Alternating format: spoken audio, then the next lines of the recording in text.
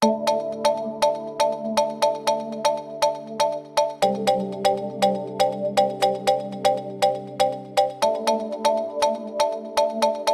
gunshots rang out like thunder in the night. Inside a small house on Joyce Drive, three children huddled in the bathtub, holding each other tightly. Their mother had told them what to do if he ever came back. Go to the bathroom, lock the door, don't come out. And now he was here. Davian Bentley stood outside the front door, fists pounding, voice rising with every second. He wasn't here to talk. He wasn't here to make peace. And Brenda Mullins knew it. She didn't open the door. She didn't let him in. Through the peephole, she saw the rage in his face. She heard the threats. But she stood her ground. I told you, it's over. You need to leave. She had changed the locks. She had blocked his number. She had warned her children. She had done everything they say you're supposed to do when you're trying to leave someone dangerous. But evil doesn't always knock twice. Without warning, Davian pulled a gun from his waistband and opened fire through the closed door. The wood splintered. Brenda screamed. Then silence. By the time police arrived, Davian was gone, and Brenda was dying in her children's arms. She was 40 years old, a mother, a friend, a woman who tried to protect her home and paid the price. This story is not just about what happened to Brenda. It's about how many warning signs we ignore, how many women get trapped in patterns of control, fear, and silence. It's about what can happen when someone refuses to let go. If you've ever seen the signs or missed them, please stay with us. Brenda's story could save someone you love, maybe even you. And if you believe stories like this deserve to be told, to be remembered, and to teach, please hit the subscribe button. It takes just a second, but it helps us reach more people with stories that matter. Because this isn't just true crime. This is real life. And this is the story of Brenda Mullins. Before the sirens, before the news headlines, before her name became part of a police file, Brenda Mullins was just Miss Brenda to most. In her Baton Rouge neighborhood, she was the woman with the warm smile, always waving from her porch, always asking how your mama was doing. People said she had old school kindness, the kind that didn't wait for special occasions. If your kid needed a ride to school or your grandma needed her trash bins pulled in, Brenda did it. No questions asked. She grew up right there in Baton Rouge, raised by her grandmother after her mother passed when she was still in middle school. Life had been hard early on, but Brenda had a quiet strength to her. She didn't complain. She didn't ask for much. She just kept moving forward. That's the kind of woman she became. By the time she was 40, Brenda was a single mother raising three children, ages 14, 12, and 8.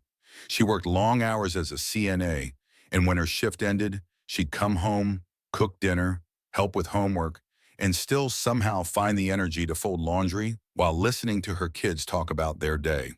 She was the kind of mom who went without so her kids never had to, and even when she was tired, she never let it show. But Brenda wasn't just a mother. She was a student too. She had started taking online night classes in healthcare administration. Her dream was to one day move from bedside care to behind the scenes, to work in a hospital office, to give her kids more stability. I want them to see that it's never too late to chase something, she told a coworker once. Not even for their mama? Her home on Joyce Drive was small but filled with life. There were school photos taped to the fridge, chore charts on the wall, and a little garden out back where she taught her youngest how to grow tomatoes. Inside those walls, there was love. There was structure. There was peace. Movie nights with homemade popcorn. Saturday cleaning with gospel music playing loud. Brenda made sure her children knew they were safe, wanted, and heard. The community loved her. When an elderly neighbor had a stroke, Brenda organized a meal train. When someone's car broke down, she offered her own, even if it meant she had to catch a ride to work. She didn't have much, one neighbor said, but whatever she had, she gave. She never acted like a hero. She just believed in doing right by people. And maybe that's why people gravitated toward her. Because in a world that moves too fast and gives too little, Brenda made people feel seen. Her children were her entire world. She bragged about their report cards, showed off their drawings, and recorded every school play, even the ones where they just stood in the back and sang off key. She kept memory boxes for each of them, filled with their baby clothes, birthday cards, and little notes they wrote her. And even though money was always tight, her kids never went without. If she had to work double shifts to get them new sneakers or save up all year for a birthday party at the skating rink, she did it, quietly, lovingly.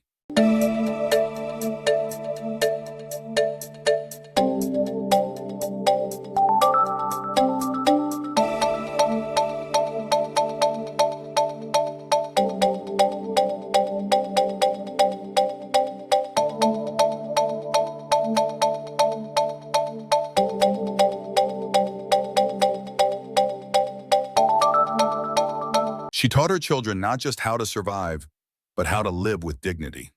She taught them kindness, even when the world was cruel. And she taught them strength, not loud, not angry, but steady. That's who Brenda was. She wasn't rich, she wasn't famous, she didn't go viral or make the evening news until the day her life was stolen. But those who knew her remember the real story, not the one in court papers, the one that lived in her laughter, in her late-night study sessions, in the way she kissed her kids goodnight even when she came home after midnight. She was a mother, a neighbor, a light in her community.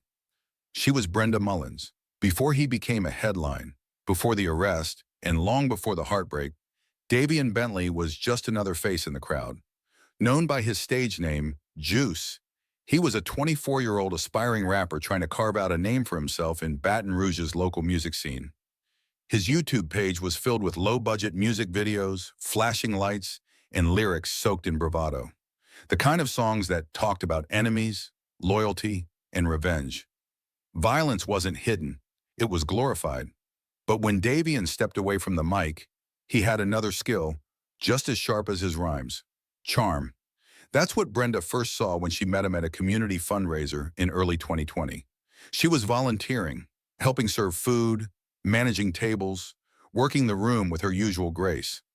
Davian was performing that day, one of several local artists invited to support the cause. After his set, he approached her with a confident smile and easy swagger. He complimented her organization skills, asked about the event, cracked a few jokes. He was younger than her by 16 years, but he didn't act immature.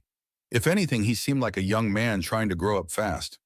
For Brenda, who had spent most of her adult life worrying about everyone else, his attention felt unexpected and a little flattering. He wasn't like the men she'd dealt with before. At least, not at first. They started texting, just friendly at first. Then the conversations got longer. He asked about her work, about her kids. He listened. He told her she was beautiful, told her she deserved more credit for everything she did. No one had spoken to her like that in a long time. Before long, Davian started coming around more often. He brought snacks for the kids, ran to the store when she was too tired, offered to help her study for her night classes, even if it just meant sitting beside her while she typed.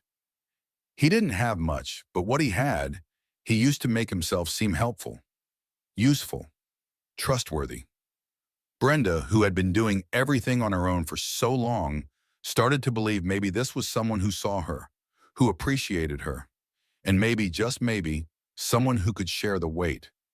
She didn't invite him in all at once. It happened gradually. First a visit on the porch, then dinner at the table. Then he stayed the night. Within a few weeks, he had a key. To the outside world, they seemed like an unlikely pair. Brenda was quiet, responsible, focused on her kids and her goals. Davian was flashy, impulsive, still chasing dreams through studio sessions and street talk. But somehow, they made sense to each other. Brenda's friends were surprised. Some were supportive, others were skeptical. "He seems a little young," one friend said, "a little too smooth." But Brenda brushed it off. She saw potential in him. She believed everyone deserved a second chance, maybe even a third. She'd been through enough hard seasons to know people could grow if someone gave them the space. And besides, he hadn't shown her anything but care.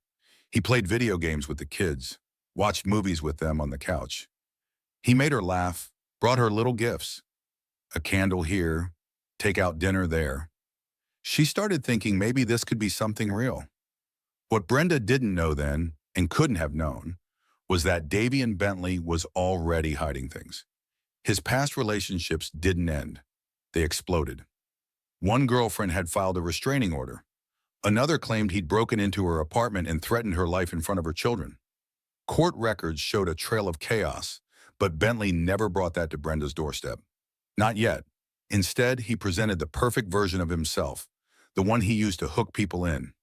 That version was funny, protective, and loyal. The kind of man who made you feel special just by standing beside you. And Brenda, who'd been burned before but still chose hope, let him in. Not just into her home, but into her life, into her children's lives, into her heart. It wouldn't be long before the mask would crack, and the man underneath would reveal who he truly was. But for now, in those early days, Brenda still believed in the good she saw in Davian Juice Bentley. And he used every bit of that belief to get closer. At first, the changes were small, easy to overlook. Davian's texts started coming more often, at work, at school, even when she was out with her kids. If Brenda didn't reply fast enough, he'd send question marks, then accusations, then silence, the kind that punished. He started asking who she was texting, why her coworker's name was on her phone, why she didn't answer the first time he called. What started as attention slowly turned into control. Jealousy became part of every day. If Brenda wore makeup, he asked who she was trying to impress. If she went out with friends, he questioned what they talked about. He told her not to post too many selfies online, said it made her look too available. It didn't sound like concern anymore. It sounded like ownership. Brenda tried to laugh it off. "He's just young," she told her sister. "He'll settle down." But Davian didn't settle down. He settled in. He started criticizing her parenting, saying she was too soft on the kids. He'd step in during discipline moments, overrule her rules, or speak to them with an edge that made her uncomfortable. Slowly, he made himself the voice of authority, as if the house belonged to him. And Brenda? She started to shrink. Friends noticed her pulling away. Invitations turned into excuses. Texts went unanswered. She stopped attending church as often. Her world was getting smaller, and Davian's voice was getting louder inside it. Then came the knock. Two Baton Rouge officers showed up at Brenda's door in late July 2020. They weren't there about a neighborhood issue. They were looking for Davian Bentley. They told her he was wanted for breaking into another woman's home, a former girlfriend. There were children there. He had fired a gun, twice. Brenda stood frozen. This wasn't the man she knew, or at least not the one he showed her. She told the officers she hadn't seen him in days. They handed her a flyer with his mugshot and urged her to be careful. "He's dangerous," one officer said. "If he shows up, call us." That night, Brenda sat alone in her kitchen, the paper still in her hand. Her mind raced. Every red flag she'd ignored came flooding back. The calls, the possessiveness, the way he made her feel small. She had welcomed danger into her home, around her kids, and now she had to find a way out. Quietly, Brenda started pulling away. She changed her locks, blocked his number, told the kids not to open the door if he came back. It wasn't loud, it wasn't dramatic, but it was brave, because Brenda finally saw the truth, and she was choosing to walk away. It was a regular Wednesday evening on Joyce Drive. Brenda Mullins had just finished helping her youngest child with homework. The TV was playing quietly in the background. The smell of detergent lingered in the hallway as she folded the last basket of laundry. Her 14-year-old was brushing their teeth. Her 12-year-old had already packed their backpack for the next day. The 8-year-old was yawning, asking if they could stay up just 5 more minutes. It was a peaceful moment, the kind that feels safe because it's ordinary. Brenda didn't know that outside her home, a storm was already brewing. At 10:15 p.m., a car pulled up to the curb, headlights off, quiet, but not silent. Davian Bentley stepped out. He didn't knock politely. He pounded. The force of it made the kids freeze in place. The oldest peeked through the blinds. "It's him," they whispered. Brenda walked to the door, her heart pounding. She didn't open it. She didn't need to. She already knew who it was. She spoke through the door. Davian, you need to leave, she said firmly. I told you not to come here. From the other side of the door, his voice was sharp, angry, loud. We need to talk, he said. I'm not leaving until we talk. But Brenda had made her choice days ago. She had blocked his number, changed the locks, warned her kids not to open the door if he came around. There's nothing to talk about, she told him. The police are looking for you. If you don't leave, I'm calling them. That was the moment something shifted in him. The anger turned to rage. You think a locked door can keep me away from you? Then it happened. In a flash of hate and fury, Davian pulled out a gun. The shots rang out like thunder, echoing through the walls. 1, 2, 3, 4. Brenda was hit through the door. The bullets struck her chest and abdomen. She collapsed right there in her entryway, just feet from the children she had tried so hard to protect. In the bedrooms, the kids screamed. The oldest rushed to grab the younger two and pulled them into the bathroom, the furthest room from the front door. They climbed into the bathtub, shaking, the youngest sobbing into their sibling's shirt. It's okay, the oldest whispered, trying to stay calm. We're gonna be okay. One of them dialed 911. My mom's been shot, the voice cried. Please send someone. Please hurry. Outside, Davian Bentley ran. He sped off in the dark, tires screeching, vanishing before the neighbors could even get a good look. But they'd heard everything. Calls began flooding into 911 from the surrounding homes. Inside, the children slowly came out from hiding. Brenda was still on the floor, unmoving. The oldest tried to wake her, whispering her name over and over. The towels from the bathroom were pressed against her wounds. It didn't help. Police and paramedics arrived within minutes. The officers found the kids in shock. Brenda was barely clinging to life. Paramedics worked fast, trying everything they could. But the damage was too great. At 11:17 p.m., Brenda Mullins was pronounced dead at the hospital. She died trying to protect her children. She died in the place she had turned into a home. She died at the hands of someone she once trusted. The youngest didn't understand yet. They kept asking if their mom was okay. The middle child cried quietly, refusing to speak. The oldest kept replaying everything in their mind. Brenda's last words, the sound of the shots, the feeling of not being able to stop it. That night would live in their memories forever. Brenda had done everything she could. She left him. She warned her children. She changed her locks. She told him no. But evil didn't knock that night. It forced its way in. When Davian Bentley fled the scene on September 16th, he didn't look back. Brenda was gone. Her children were left to survive what he had done, and Bentley vanished into the night. He knew the city would be looking for him. Police, neighbors, maybe even people who once called him a friend. So he ran fast. He didn't use his phone. He didn't stay with anyone close. He paid in cash and moved like a ghost. From Baton Rouge, he headed west, through Texas, then New Mexico. His goal? Distance. The further he got from Brenda's home, the safer he thought he'd be. Eventually, he reached Denver, Colorado, over 1,200 miles away.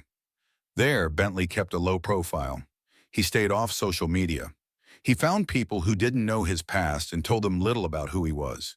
He changed his appearance, cut off his dreadlocks, grew a beard, wore different clothes. He looked like a new man. But he wasn't. What Bentley didn't know was that his case had drawn national attention. Louisiana police weren't searching alone anymore. The U.S. Marshals had joined the manhunt, and they were good at one thing: finding people who don't want to be found. They tracked down his old phone records, bank activity, and any contact that could lead to a new location.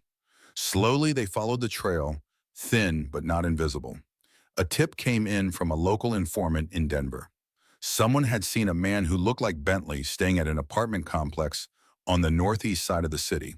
Surveillance was set up quietly. Agents watched from a distance, taking photos, confirming details.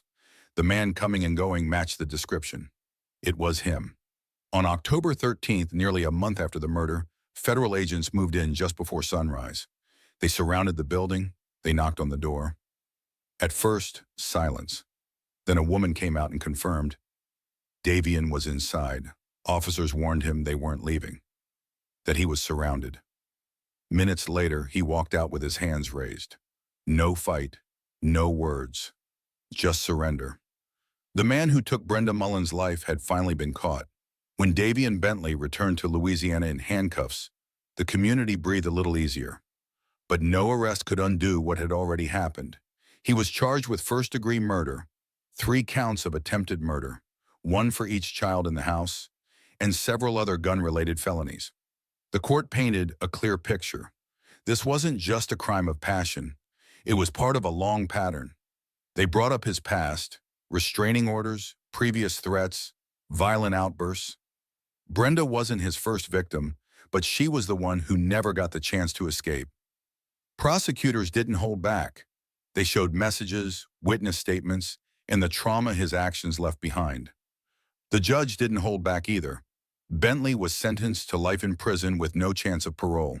He will never walk free again. But justice is a complicated word for Brenda's family, because what they lost can't be measured in years or court rulings. Brenda's children now live with relatives. The house on Joyce Drive is empty, quiet. The walls still hold the echoes of laughter and the memory of that final night. The oldest child rarely talks about it. The middle one has trouble sleeping. The youngest still asks sometimes if their mom is coming back. Therapists are helping. So is time. But grief doesn't follow a calendar. The community mourned together. Candlelight vigils were held. Neighbors brought food. Brenda's job created a scholarship fund in her name. People wore purple for domestic violence awareness. But the person they all loved, the woman who made hot chocolate during movie nights, who taught her kids to be kind, who just wanted peace, is gone.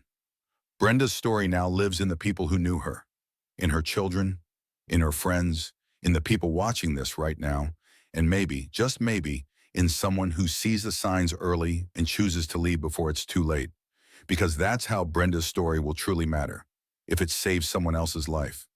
Brenda Mullins was strong, she was smart, she was loving. She did everything we're told to do. She changed the locks. She ended the relationship.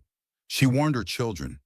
She asked for help, but even after all that, he still came back, and he came with a gun. That's the part that hurts the most. She tried. She really did, and that's why her story matters. Because Brenda wasn't weak. She wasn't careless.